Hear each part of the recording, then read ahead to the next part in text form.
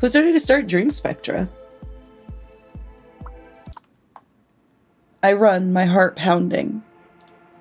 It's this dream again, and I know it isn't real, but I feel like I've lost control of my body. I lean against a doorway and try to catch my breath for a second, an unnatural palpitating feeling in my chest. Closing my eyes, I try to center myself just a little bit. Fuck! I hate these things. I turn around to try and get away, but they're everywhere. Every room I turn to just has more and more. They twitch and I can see their pupils focusing down to pinpoints. Fuck! Running, I can still feel them watching my back. I see a glow emitting down the hallway and sprint for it. It opens to the ocean, and a large gem faces reflecting unnaturally onto the surroundings. It has a mesmerizing quality, like watching the caustic reflections dancing around a swimming pool. My vision starts to blur in the corners, and I realize everything has started to sway.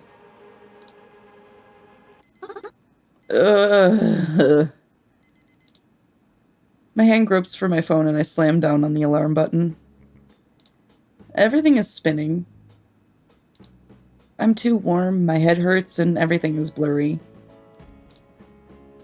I focus and remember that I'm in my bed, and everything is fine. The pounding in my head starts to calm down, and I swallow the lump in my throat.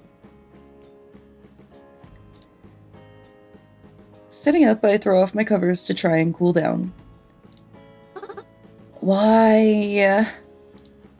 Reaching over, I check my phone. You still good for later? Yeah, of course. Looking forward to seeing you. A sense of unreality descends on me. My date. I've got an hour to get ready and catch the bus, and I'm drenched in sweat and my head aches. Standing up, I start wildly looking around for my clothes. I step towards... Fuck! Shit! Ow! I slam my toe into the corner of my nightstand and start hobbling on one foot over to the bathroom. Ow! Having showered and thrown on my clothes, I start to feel like I'm missing something. Phone, earphones, bag. Her necklace! I'd found it at a charity shop and thought it would be perfect for her. She normally wears a chain, and I figured she'd like the blue gemstone. It should be tucked away in my bedside table. Now, though, it wasn't there. Is it in my tote? No. My wardrobe? No. My desk? No. Desperately, I check the time on my phone. I've got 5 minutes to run to the bus. As I shove it back in my pocket despairingly, I feel something click against the metal. I lift up my hand and... What? The necklace was there in my pocket. I was certain it had been on my nightstand. I was certain I hadn't been wearing these trousers when I bought it, either. No time to think about it. I put it back in my pocket, sprinting out of the bedroom. First date. I scan across the shopping center looking for Sam. I can't spot her anywhere, and she hasn't texted me since earlier. Maybe I missed her? She's probably sitting somewhere obvious, laughing at me while I traipse around. That, or she isn't showing up. Sorry, nearly the... There. Had to run back for my wallet. No problem, I'm by the bookshop. I try to sigh, but there's something filling up my lungs where the air should be. I always get like this before I see her. The sudden urge to leave hits me, but I try to calm it by sitting down. If I can just distract myself by scrolling through my phone, maybe it'll be fine. I feel a little bit weird being in public like this, and I'm realizing how much of a hermit I've become.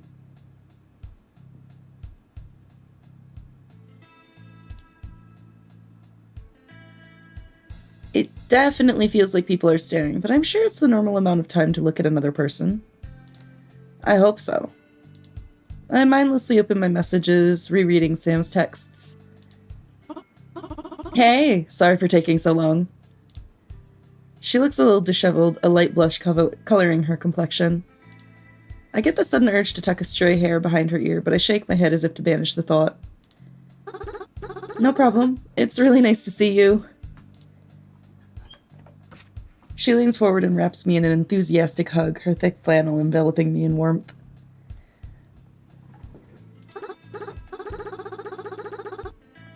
I was starting to get a little worried you wouldn't show up.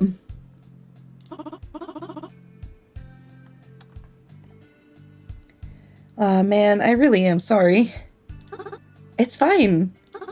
Don't worry, I was nearly late too. I had to run for the bus. She releases me from the hug and steps back, retucking a stray piece of shirt back into her trousers. Well, what do you want to do first? I was thinking about checking out the new comic book place. That sounds good. I wanted to check out the bookstore as well. Should we go there first, because it's right here? Of course. Oh man, they've got the volume I need. She holds up a thick orange volume of a series I haven't heard of before, with some kind of bird doodle on the cover. Have I told you about this series before? I can't remember. I don't think so. Is it the horror series you were telling me about? No, it's a coming-of-age thing. It's actually crazy depressing. It's really good, though. It captures the main character's isolation as he grows up. People tend to get caught up on the art style, but I think it's an interesting choice. It separates his family from everyone else. She flips through a couple pages as if to show me something, but catches herself and looks back up at me. I won't rant at you forever anyway. It's just one of my favorites at the moment.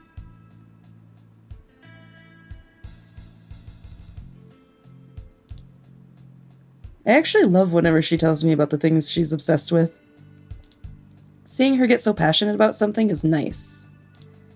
Also, it means I don't have to think about what to say for a few minutes.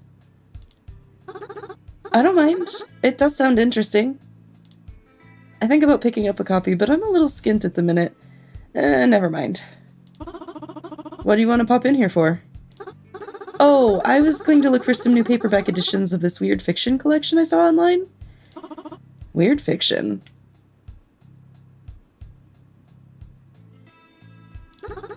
Oh, it's, I go still as I try to turn my thoughts into some kind of adequate description. It's typically a blend of horror, science fiction, and supernatural stuff. I don't know how to explain. I grasp for an example.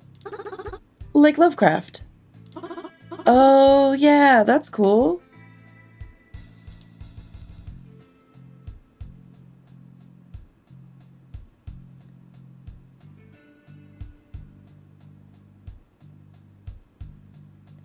I move across the science fiction section of the store and scan across for purple spines. Sam shuffles past a kid to look at the horror section, a rare look of focus on her face. Bright orange lettering on black catches my eyes, and I recognize it as a fantasy series I read a couple years back. I pick it up and reminisce as I remember how much I enjoyed it. It basically consumed my life for a few months. The cover art is a little corny, but the main character depicted on it does kind of remind me of Sam now that I think about it. What you looking at? Oh, it's a fantasy series I used to love. I try to angle the cover away from her, but she's already peeking over my shoulder. It's got a woman with a sword on the front. I'm not surprised you like it. Listen. I don't love the cover, but you have to trust me. It's surprisingly good. The second novel gets crazy, and I think it has my favorite characters maybe ever. They're all distinct and kind of awful. And, it's one of the first queer things I read. Sam's eyebrows go up and she gets a mischievous look in her eye. Oh yeah, that makes even more sense. Should I buy a sword? Unfortunately, I don't think I'll be posing like that. The atmosphere in the store is suddenly completely unbearable, and I'm thinking very hard about my facial expression. Hey! It's, You're the worst. I get it. Well, if I'm gonna try to embarrass you, I may as well embarrass myself back. She spins around and marches over to the kids' fantasy section, kneels, and pulls out a thick red tome. Found it! I fiddle with my hair while she waltzes back over triumphantly, conscious that we're talking about this in a public place. I don't think I've seen this series before. Yeah, I don't think many kids read it, honestly, but my school library had it. I used to rent this series out over and over again, but I didn't like the later books at all. Oh, why? You just grow out of it? Nah, it had this girl character in it who I loved, but she starts a romance plot in the later books with this idiot guy that just existed to make jokes. I hate that kind of character. Exactly. As a kid, I just thought I hated romance stuff, but eventually it started to come together. I found her so relatable, but couldn't understand why she would want a boyfriend at all. Makes sense now, though. I had a similar feeling with a few games growing up. I guess that's just what happens when you grow up a lesbian. Sam laughs a little and moves to put the book back in its rightful place, but I hear a disgruntled cough next to me. An older man browsing the side table next to us is glaring right at me, not saying anything. He shakes his head at me and loudly shuffles away, coughing. It takes a minute for my brain to catch up, and I blink at the empty space he was just standing in. Man, I wish I had more time to read chill stuff when working on my degree. We get so much assigned reading, you have no idea.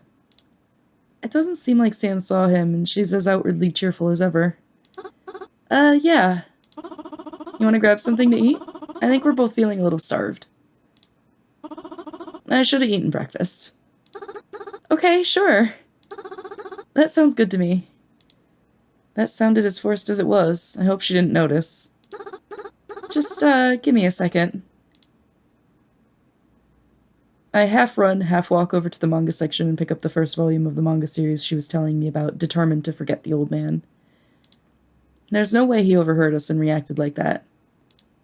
He's ancient. It's probably just his resting old person face. Old people love to stare. I pay in a daze and find myself back in the shopping center, Sam curiously surveying the nearby stalls and store entrances. Seems a lot of them have closed up since I was last here. One of the last standing plastered in closing sale signs. I'm feeling like something warm. Maybe we go to the cafe on High Street? There's also a new burger place nearby, called Champ or Champion or whatever. Basically anything sounds great with how starving I am. I'm reminded of the food court nearby with a boba place and bakery and am filled with the urge to try basically everything. I really don't know what I want. What you feeling? Oh. Boba. You know what? I haven't eaten from the bakery across from there in ages. I'm gonna go get something from there and I'll meet you in the food court, alright? Sounds good. Walking over to the stall, I realize the shopping center has gotten busier since this morning. It's quite nice to see the families about, and my sense of dread has started to melt away. The boba place is tucked into a little corner and is usually pretty abandoned, except when school has just been lit out. It looks the same as I approach it now, a teenage girl chatting with her friend as they leave with matching red drinks. Maybe strawberry? Either way, I feel inspired to get something fruity when I order. The grape boba on the menu catches my eye, the deep bluish purple making me salivate a little. The color brings my thoughts back to Sam, but it makes me feel ridiculous and I order and scamper away as soon as possible.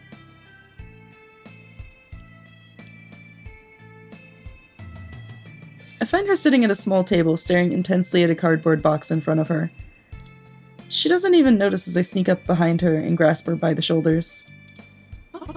Ah, fuck you! I'm sorry. She points her middle finger at me. You're clearly not sorry when you do it every time. You give a big reaction. I can't help it. Anyway, what are you staring at that hard for? She looks back down at the box, a slight look of embarrassment flitting across her face.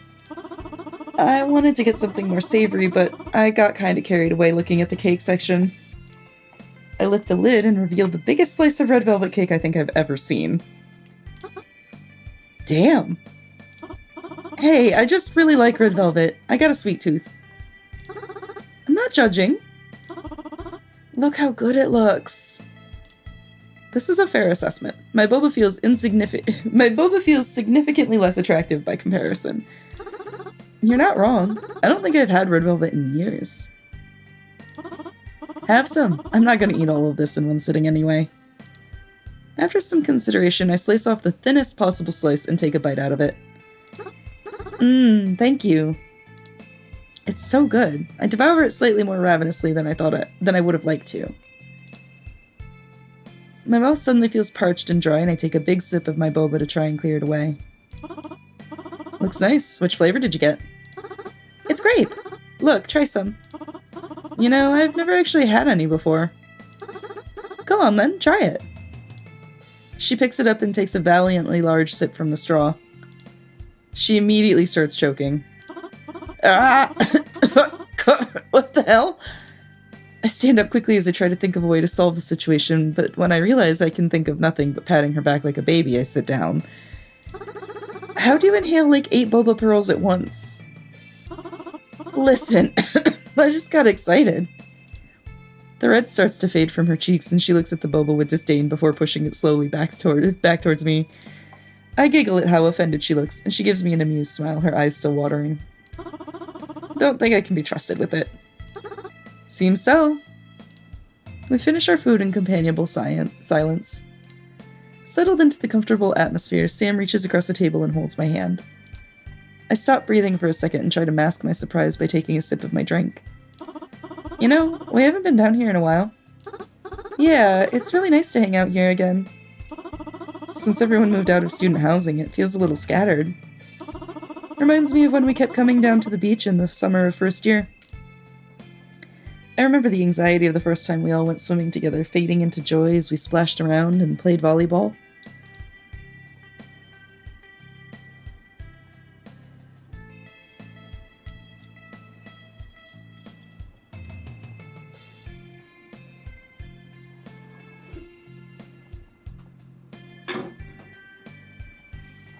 It was the first summer I really remember enjoying. And I think it's when I really started to like her. Oh yeah, remember when you accidentally hit Lee? Yeah, he threw seaweed at me for the rest of the day. His shorts fell off in the ocean though, so I won. I laugh, but I'm laser focused on the feeling of her thumb stroking the back of my hand. My hearing has hollowed out and I suddenly become aware of everyone around us. There's a family seated behind us, and all I can think of is their stare on the back of my head. Sam is happily chattering away about other summer stories. My mouth is dry, so I take a bigger gulp of my drink and try to breathe normally. My hands must be sweating. A group of teenagers are idling loudly near us, and they make me think of high school locker rooms and yelled insults and quick laughter. I think of the older guy in the bookstore, his stare. You okay? Fine, thanks. I'm gonna go find the bathroom. I move to take another sip of my drink, but a headache has formed at the base of my skull and it grows rapidly as I move. Oh, God. You really sure you're alright? It's just a headache. I'm okay. I stand up, chair scraping loudly against the floor. My vision briefly goes black, but as I breathe, it fades back in slowly. I try to step away from the table, but I don't feel in control of my legs. Okay, you're really not alright. Sam stands up and goes to move towards me, but a sudden pressure fills my head before I can speak. My knee catches against a corner and I nearly fall. She moves in blurry slow motion towards me as it increases. Consciousness comes back to me slowly, the feeling of hard stone digging into my back. At first, I just lie there, enjoying not having to operate any of my faculties. The floor feels cold, unnaturally so, but the feeling of it seems to be lessening my headache, so it barely registers as strange. Then, all at once, I remember what happened. I bolt upwards, eyes opening to take in my surroundings. I know where I am. I'm in that godforsaken dream again. Really? This mostly just strikes me as irritating until I remember that I did not fall asleep in my bed. I was just outside? On a date? I pinch myself as hard as possible, but that mostly just flares up the pressure in my temples again. I hope the whole date experience I had leading up to this was some kind of elaborate dream within a dream, because the possibility that I just passed out in public is not very comforting to me right now. Trying to ignore the implications of that, I turn my attention back towards the room.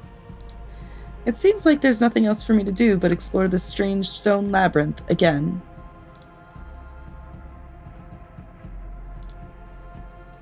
I approach the window cut into the stone room, purplish light pouring in from the sky. The water seems to stretch on forever, interrupted only by small swaths of landscape jutting up from the current. It looks peaceful and deep. I wish I could lie in it and just float for a while. I can see the labyrinth stretching on, floating above the sea. Nothing to do but press on. Focusing on the floor, I can't help but notice how incongruous it seems with the rest of the building. The cracked ceramic is familiar, but it doesn't exactly make the place feel more welcoming.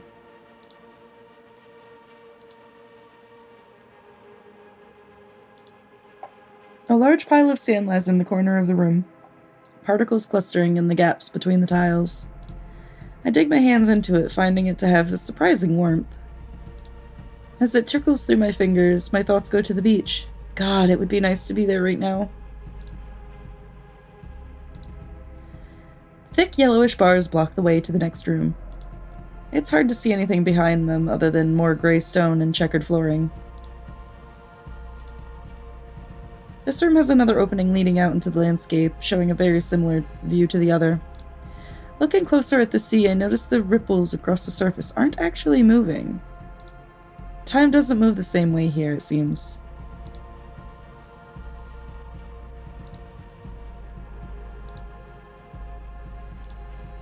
A spiral curls up towards the ceiling, the deep blue structure glinting despite the dimness. The orb atop it sways gently, the perfectly smooth surface calling out to be touched. Reaching out to it, an electric pulse dances at my fingertips and shoots up my shoulder. I shiver and try to shake it out, but the lingering feeling isn't unpleasant. Something about the atmosphere feels changed.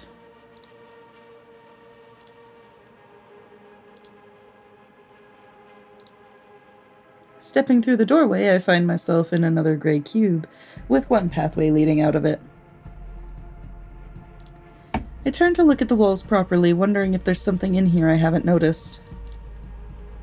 A small flickering starts in the center of the room, white light flashing in my vision. It forms into a shape I know well, an angry scotoma? Skittering and twitching in my view. I finally tear my eyes away from it, but it's too late and it is multiplied across my vision. I blink, and it stays. There's an intense pressure in my head. The room is too bright. My head is filled with fuzz. I'm aware of it there, still watching me. The burning becomes too much and I run. The doorway leads to a thin corridor, stairs leading into darkness. I take them two at a time, running hard to try and distract from the pulsing migraine. I feel something around my legs, cold, wet. I'm distantly aware that there is water pooling around me, but I'm at the last step and then another doorway. I sink down to my knees the second I enter, coolness penetrating through my trousers. The water is so cold, but any distraction from my head feels perfect. The pressure has escalated to a throbbing pulse, the pain intensifying to the point where it hurts too much to think. I close my eyes and dunk my head under the water. I trace my fingers over the grout between the floor tiles, focusing on the physical world. The feeling of wet denim pressed against my leg, the contrasting roughness and smoothness of the floor, and the deep cold surrounding me. This brief respite stops the migraine from pressing against my skull so harshly, the scotoma's menacing presence slightly faded. This doesn't last, though. I surface, breathing hard. It dawns on me that none of these feelings are real. I'm not here. I'm passed out on the floor of the shopping center, having some kind of fit. There must be some people gawking at me, crowds forming. Am I in an ambulance yet? Or just sat on the floor in some kind of coma? I can feel the gaze of Sam, of the bystanders, of the old man in the bookstore. I'm being watched. I'm always being watched. And there's nothing I can do. I can't even get up because I'm stuck here. Breathe. I need to breathe. Laying my head back against the wall, I close my eyes. The scotoma is still watching me. I can't escape from it either. I have to stop focusing on it, flickering, staring, twitching. It's not here. I'm not here. The pain in my head is back, throbbing dangerously, and I can feel goosebumps forming on my legs from the cold. There's nothing to do but open my eyes and keep moving. I stand up sharply, rushing towards the open door. I can see them turning to face me, the water sloshing around my ankles, slowing me down. I can feel the pupils focused on me as I run down the corridor, swerving to get around the corner. My legs are so tired, but I need to get away. Stop watching me. Just stop watching me. Eventually, the hallway opens up into another room, and I stumble to a stop. I can see more of them to the right, continuing to stare. I can't bear to look at them any longer. I need to find a way out. The floor tiles are warped underneath the water, scraping against my heavy shoes. It would feel so good to sit and rest against them, but my migraine isn't going anywhere. The windows here are now large enough that I could easily fit through them. I glance over the edge and realize something feels wrong. Where I would expect to feel a breeze, I realize the air is stagnant. Nothing ruffles through my hair or chills me through my wet clothes. The artificiality startles me, and I stumble back to the center. Lurching towards the doorway, I see their pupils refocusing. I can feel anger in their gazes, intense watchfulness guarding disgust. I turn around and heave against the wall, but nothing comes up.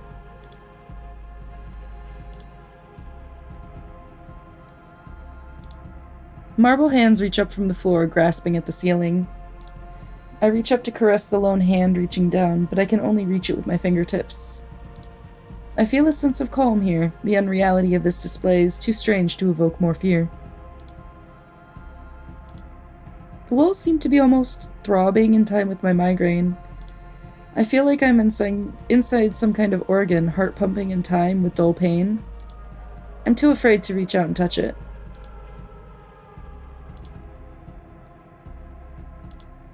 The water runs over the edge, forming a hard wall at the edge of the tiles. It doesn't flow into a waterfall, it just holds there.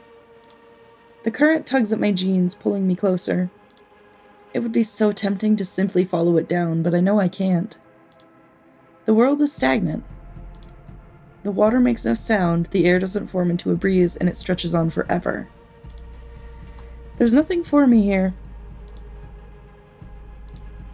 More artificial landscapes dot the horizon, dipping in and out of the waves. There is no life to be seen on them.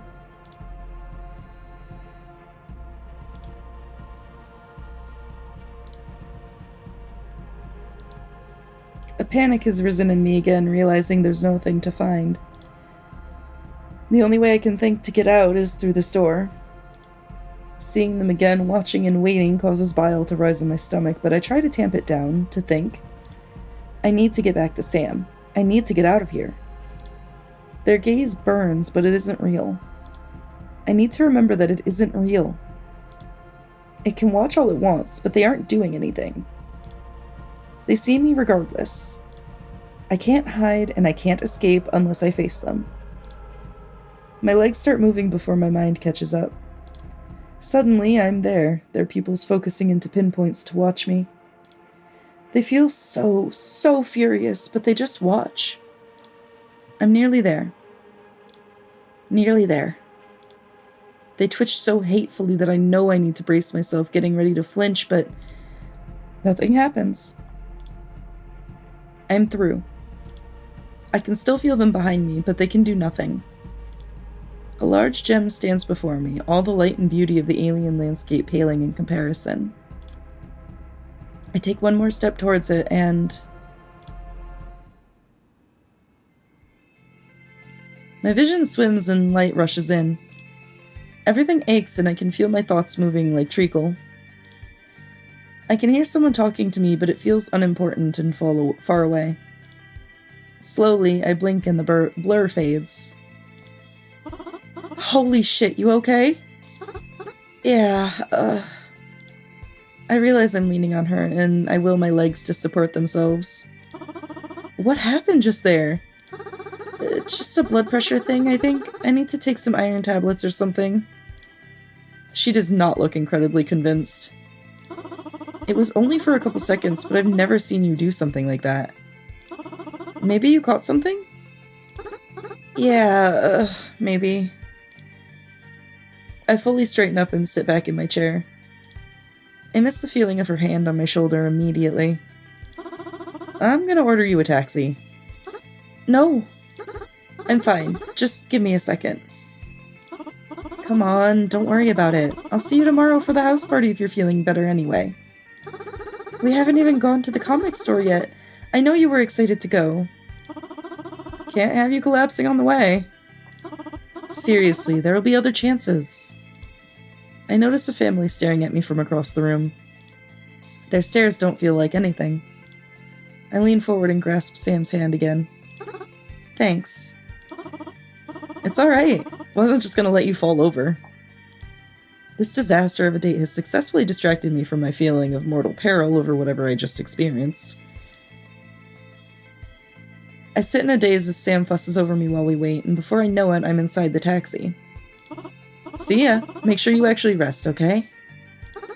Will do. Love, I'll message you when I get back. Christ. I'm so used to talking to my family that I nearly just said love you at the end of our first actual date. Alrighty, bye. The door closes and I give the taxi man my address and close my eyes. I'm not remotely in the right emotional state to think about this. As I sit there and breathe, I feel something warm inside my pocket. I pluck it out and see— Fuck! I forgot to give Sam the necklace I got for her.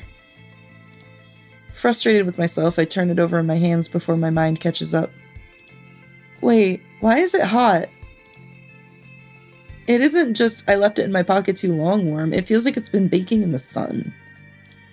As I look closer at it, I realize it looks different. It had been blue with yellow speckles, but the pattern seems to have spread further across the gemstone. The jagged boundaries give the impression of the yellow exploding out of a shell of deep blue. It's beautiful. Transfixed, I don't notice I'm at home until the taxi man calls out a third time. I pay him, stumble out, and get out my phone. Just got home. Thanks for hanging out with me. No problem. Make sure you sleep, nerd. I'm a little worried about you, not gonna lie. I promise I'm fine. I'll probably have a nap, though. With that, I stumble into my room, throw off my clothes, climb into bed, and I'm so exhausted I can't think about how embarrassing I've been before I fall asleep.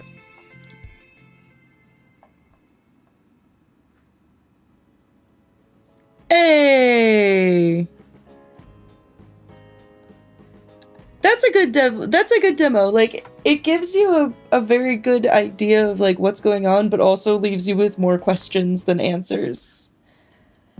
Like, that's solid. I like it.